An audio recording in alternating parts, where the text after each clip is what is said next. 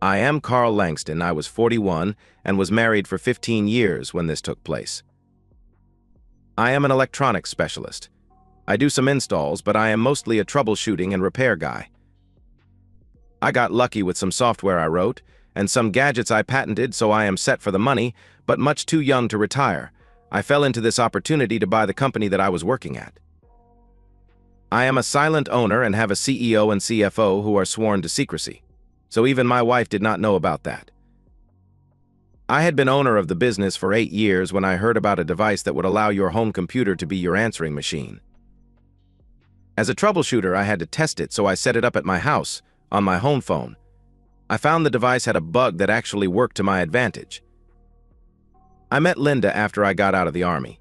I was a communications specialist and was injured in an attack while I was working with a communications team outside of Kirkuk in Iraq. Linda is a year and a little younger than I am. She is tall, and I swear it is almost all legs. She is also very beautiful with an upside-down teardrop-shaped face. She is of Polish, Ukrainian, and Miami Indian descent. She has the most beautiful blue-green eyes and high Indian-type cheeks.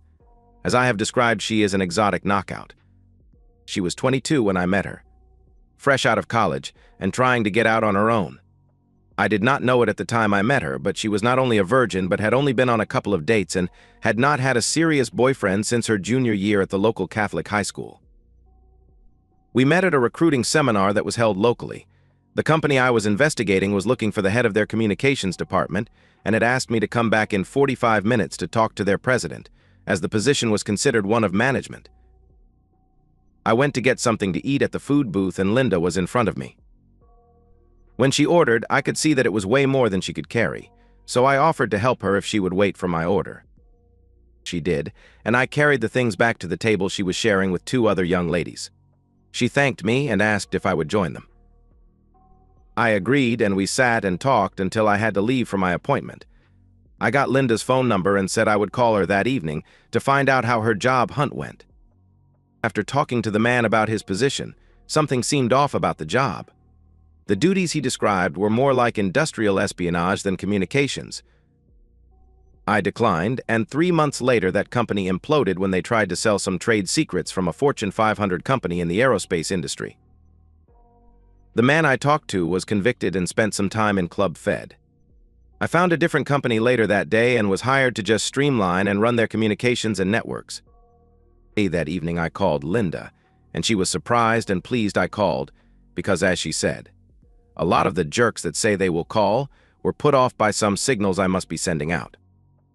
I said that the only signals that I saw were that she was not interested in a short-term relationship. I said that while I was not really smooth or accomplished, I was never after any short-term gigs.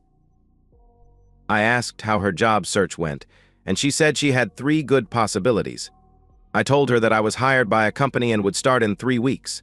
I asked if she was free for coffee the next day, and she agreed. We met and I told her about my upcoming job and how I had just sold a piece of software as well as received patents for my gadgets. I was bragging some, but I was proud of my babies as I called my accomplishments.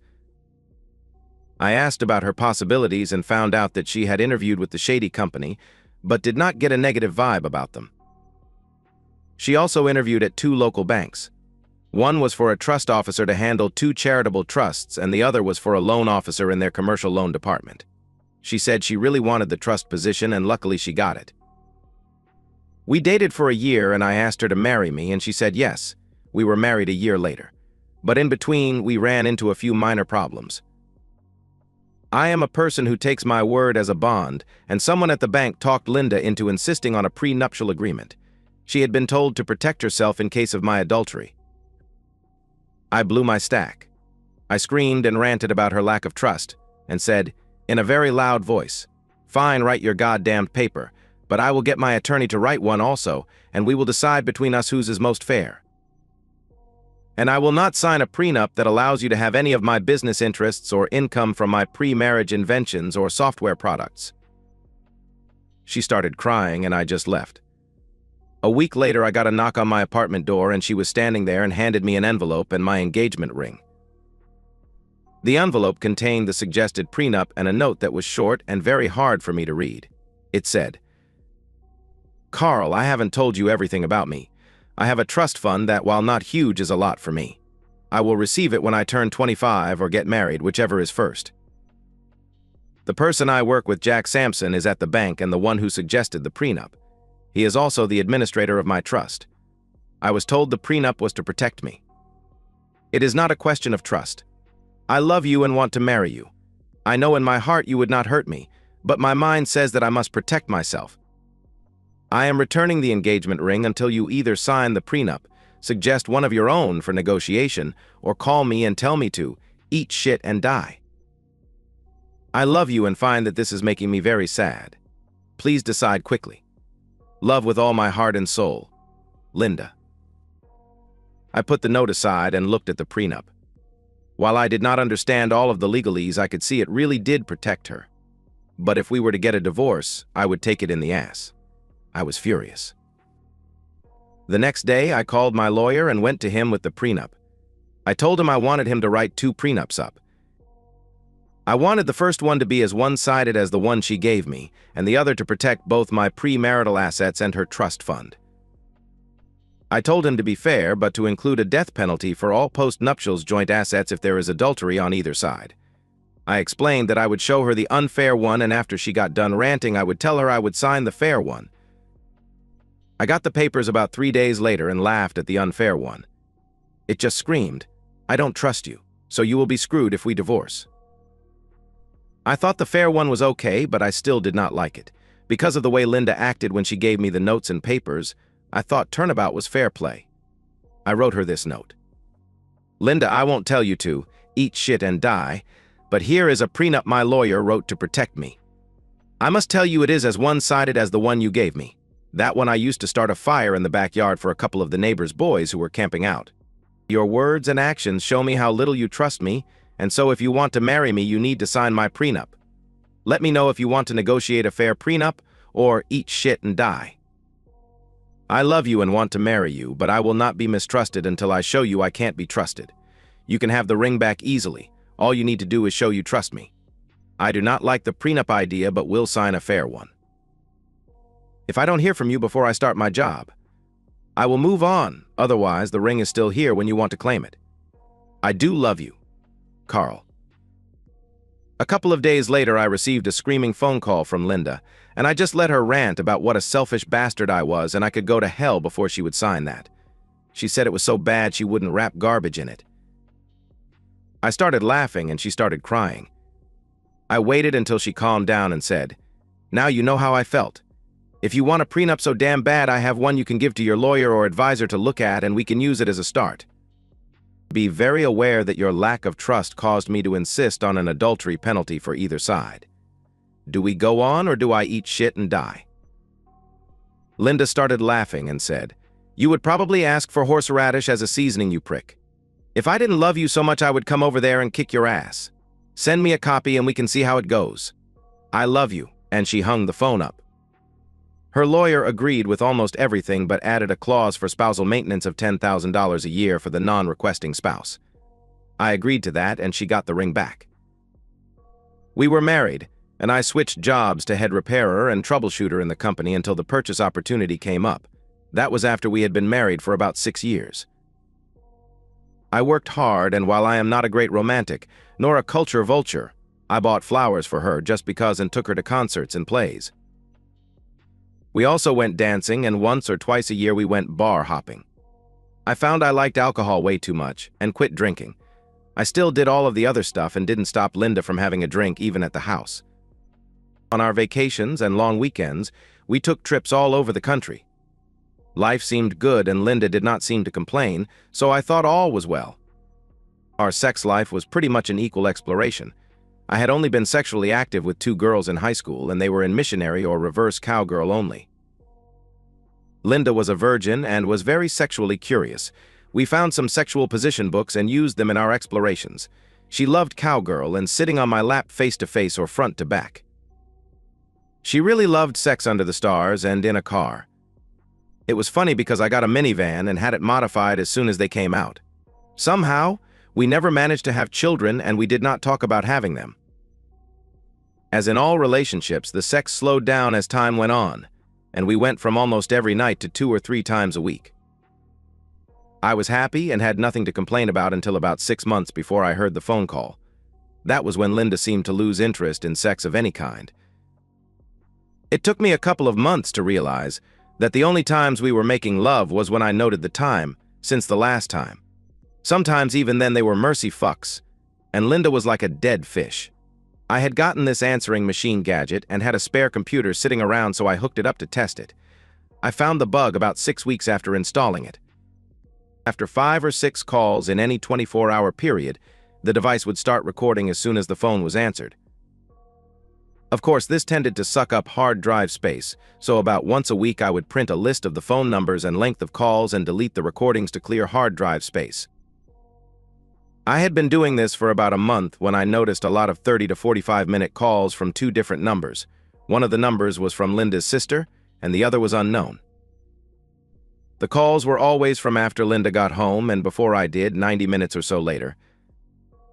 There were other calls from the same number, but if the phone wasn't answered, they hung up before they were asked to leave a message.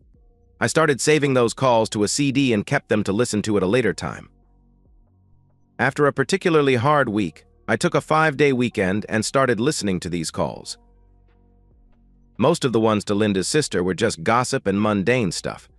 The calls started to get more into their respective sex lives about the time my sex life went in the crapper.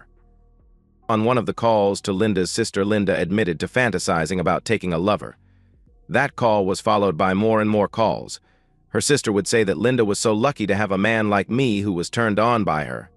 Linda said back, "I don't know, Carl has become so boring. We don't do any sexually exciting things anymore. I think now that Jack is starting to sniff around at work, I may see if teasing him will spice my life up."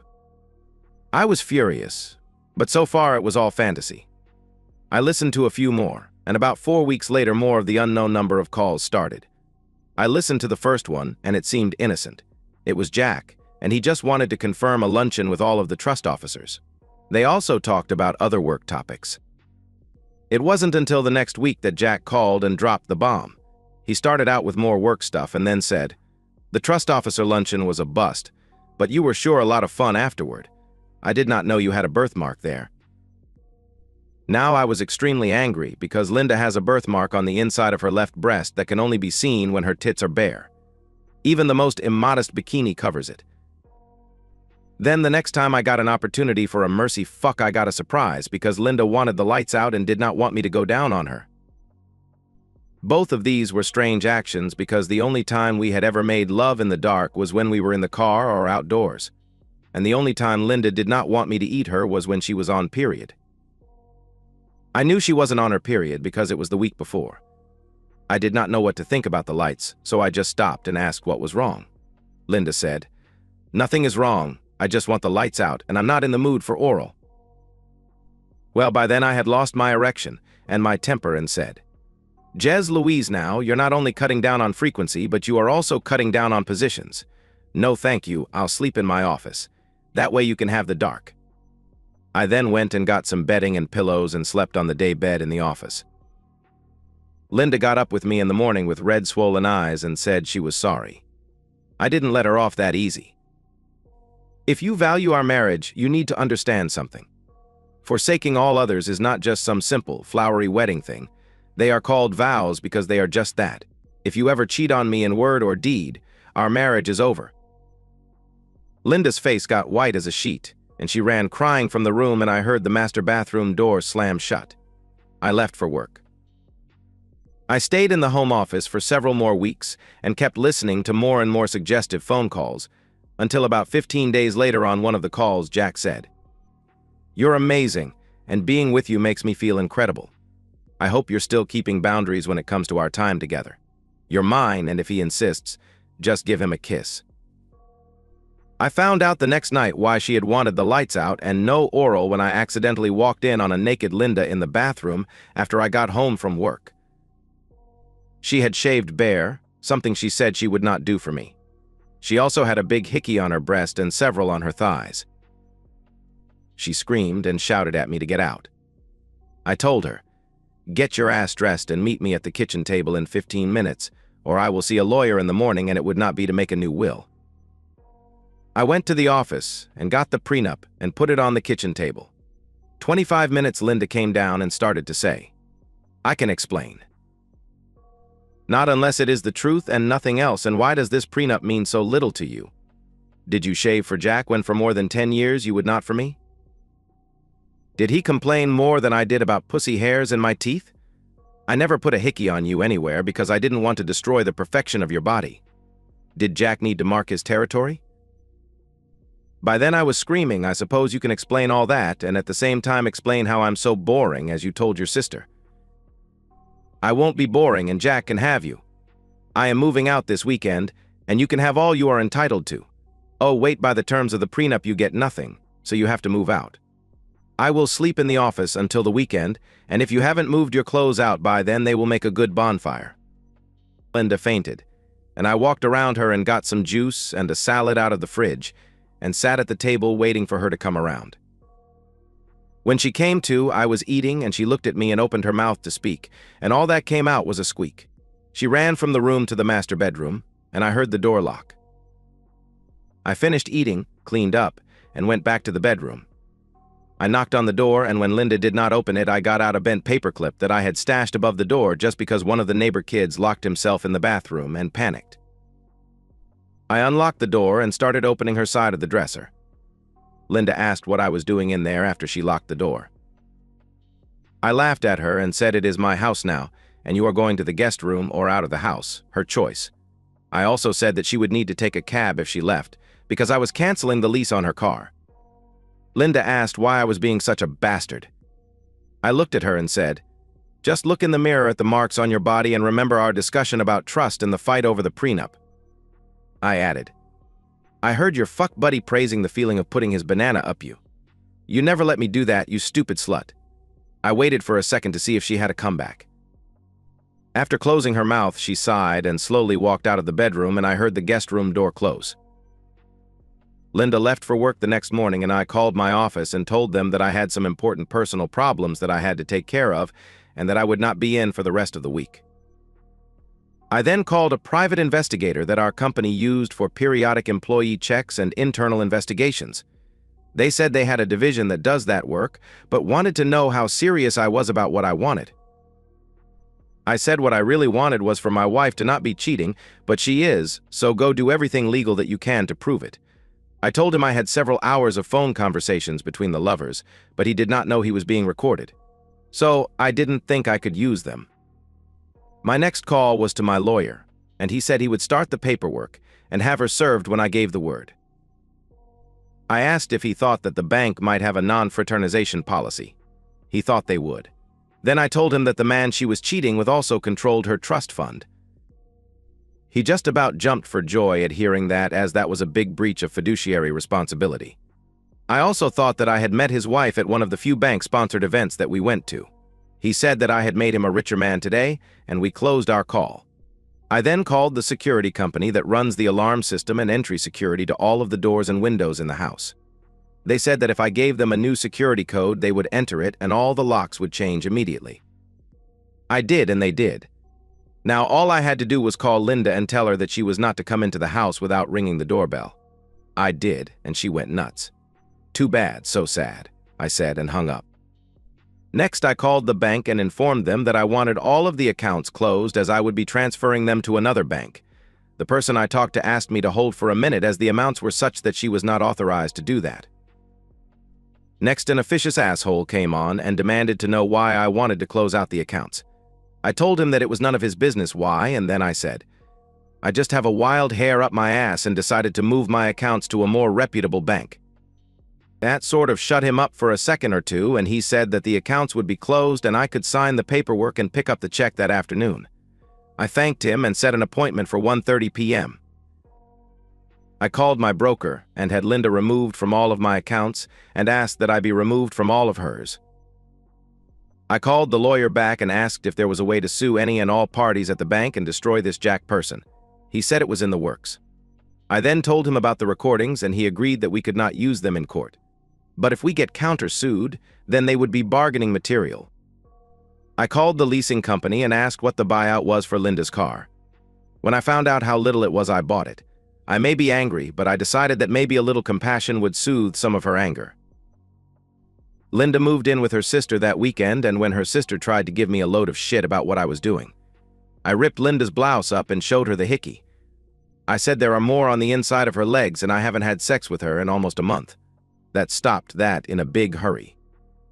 The private investigator came back with all of the information I needed. It also showed that the lovers were charging their lunch trysts to the bank as business meetings. I paid the bill and sent a copy of the reports to my lawyer. I told the lawyer to serve any and all interested parties during the next business day about 2 in the afternoon. I made it a point to set up an appointment with my trust officer for that time. His office was right next to Linda's and between hers and Jack's. I was in my trust officer's office waiting area because he was running behind. That suited me just fine. I saw 2 young people come in accompanied by a sheriff's deputy. They each had large manila envelopes in their hands.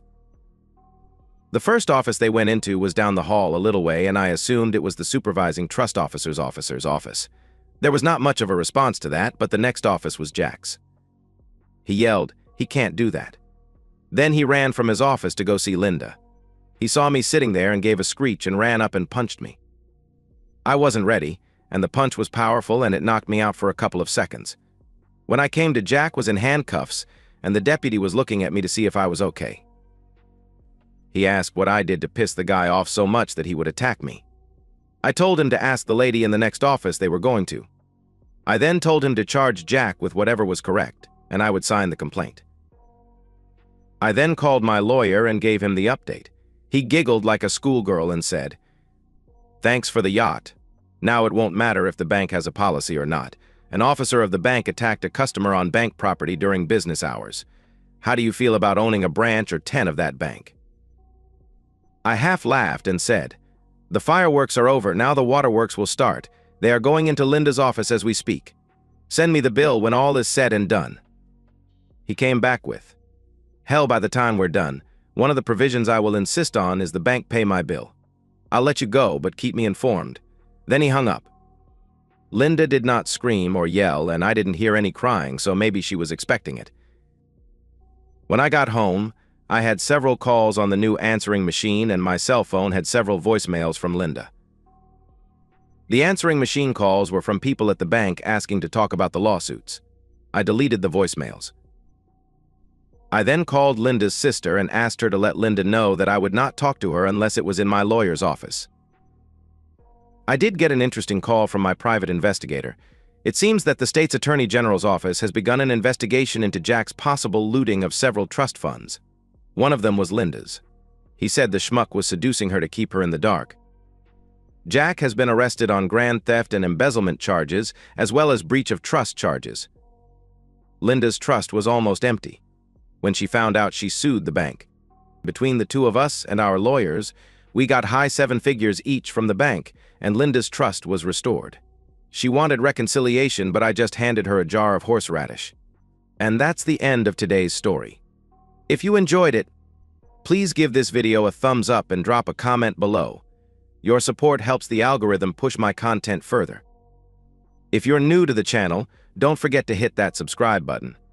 It really helps me keep creating more stories for you. Thanks for watching, and I'll see you in the next one.